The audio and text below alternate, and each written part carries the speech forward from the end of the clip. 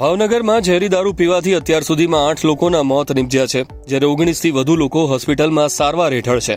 આ ગંભીર ઘટના બાદ વડગામના ધારાસભ્ય અને કોંગ્રેસ નેતા જિગ્નેશ મેવાણીએ ભાવનગરની હોસ્પિટલ ખાતે પહોંચી પીડિતો અને તેના પરિવારજનોની મુલાકાત લીધી હતી. સરકારી તંત્ર અને કાયદો વ્યવસ્થા સામે સવાલો ઉઠાવતા તેમણે રાજ્યના મુખ્યમંત્રી અને ગૃહ રાજ્યમંત્રી હર્ષ સંઘવીના રાજીનામાની માંગ કરી છે. હોસ્પિટલની મુલાકાત બાદ પત્રકારો સાથે વાતચીતમાં જિગ્નેશ મેવાણીએ રાજ્યમાં દારૂબંધીના અમલીકરણ સામે આકરા પ્રહારો કર્યા હતા.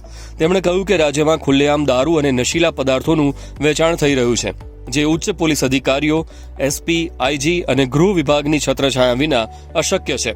સ્ટેટ મોનિટરિંગ સેલ કે પોલીસની રેડ પડે ત્યારે માત્ર કોન્સ્ટેબલ, પીએસઆઈ કે પીઆઈ કક્ષાના કર્મચારીઓને સસ્પેન્ડ કરીને મોટા અધિકારીઓને છાવરવાનો ખેલ રમાય છે.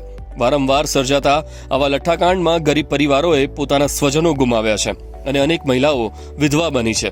મુખ્યમંત્રી અને હર્ષ સંઘવીના રાજીનામાની માંગ વ્યક્ત કરતા જિગ્નેશ મેવાણીએ કહ્યું કે જ્યાં સુધી ગુજરાતની જનતા એક થઈને મુખ્યમંત્રી અને રાજ્યના ગૃહમંત્રી હર્ષ સંઘવીનું રાજીનામું નહીં માગે ત્યાં સુધી આવા લઠ્ઠાકાંડ સર્જાતા જ રહેશે. છેલ્લા કેટલાક વર્ષોથી આ 6ઠ્ઠી કે 7મી ઘટના છે જેમાં નિર્દોષ લોકોએ જીવ ગુમાવ્યા છે અને અનેક ગરીબ પરિવારોની બહેનો વિધવા બની છે. શાસક પક્ષના નેતાઓ પર નિશાન સાધતા જિગ્નેશ મેવાણીએ કહ્યું કે ભાવનગરમાં ભાજપ કાર્યાલય હોસ્પિટલથી માત્ર 200 મીટરના અંતરે આવેલું હોવા છતાં અને અનેક મંત્રીઓ સ્થાનિક હોવા છતાં એક પણ ભાજપ નેતા હજુ સુધી પીડિતોના ખબર અંતર પૂછવા કે સાંત્વના આપવા ફરક્યા નથી, જે એમની સંવેદનહીનતા દર્શાવે છે.